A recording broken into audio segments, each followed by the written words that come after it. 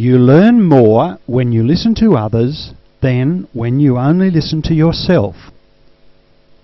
We all have a great deal of confidence that what we think and say to others is very worthwhile and has positive value, and generally this confidence is well placed. However, if we readily accept that this is true for ourselves, it stands to reason that it must be also true for everyone else. So, this leads us to two areas. These are knowledge and experience. The first being our own, and the second being the knowledge and experience of everyone else we have interaction with. Unfortunately, whether we like to admit it or not, many of us have not successfully learnt the valuable skills of becoming a good listener. We may believe that we do listen well to others. However, experience tells us that in reality, we are much more likely to enjoy listening to ourselves than actually spending time listening to others.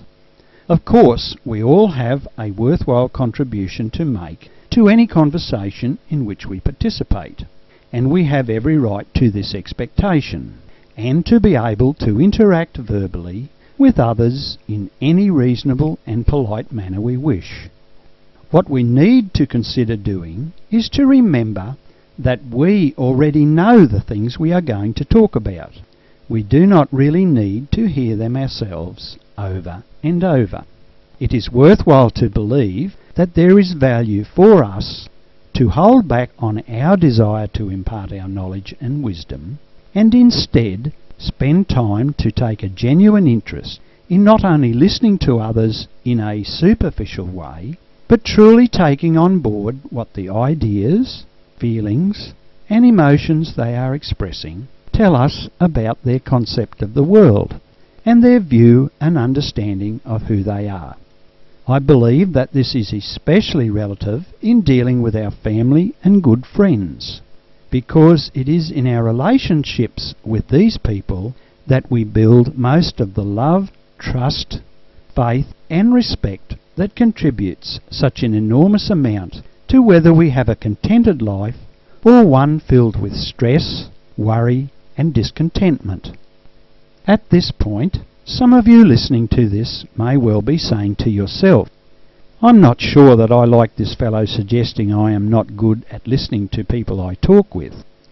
It is very true that many of us definitely have skills in this area, but there are very few of us who will not gain some benefit from trying to be more conscious of just holding back a little and allowing others to have their say. I certainly have been guilty at times of wanting people to listen to what I have to say without showing them the same respect and courtesy.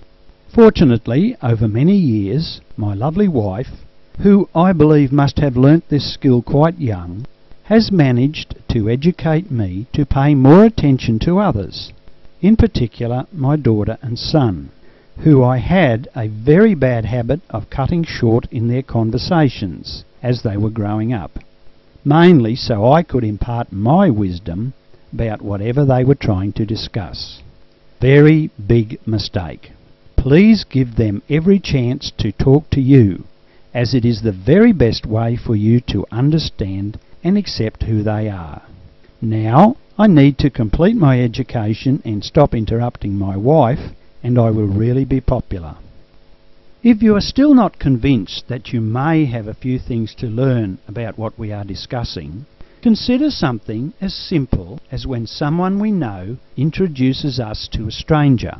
We acknowledge them and usually exchange pleasantries. However, even though we have just been told their name, how often does it happen that by the time we finish this normally short conversation, we cannot remember the name of this new person we have just interacted with? If we are honest with ourselves, we know it happens quite often. But we should not try to sell ourselves the idea that we just have a poor memory and this is why it happens. It is normally simply that we did not truly listen when we were introduced. If it is so easy not to concentrate on retaining something as simple as a Christian name, we are all going to have substantial difficulty remembering the content of any longer conversation, and this is a great pity, as we might miss out on knowledge, wisdom, and perhaps good humour that could be very worthwhile. If we ask ourselves why do we miss so much in conversations, in most instances it is simply because we are so busy working out in our own mind what we are going to say next that we do not hear a great deal of what is actually being said. Listening well and retaining a greater amount of what we hear is one of many life skills which we can easily learn and indeed build upon by anyone willing to apply themselves to the task with a little extra effort and enthusiasm, and a genuine willingness to believe that everyone has a worthwhile contribution to offer, which can help towards the world becoming a more interesting and indeed a better place. So next time you engage in a conversation, remember that you may well enjoy it better and learn much more if you listen to others as well as listen to yourself.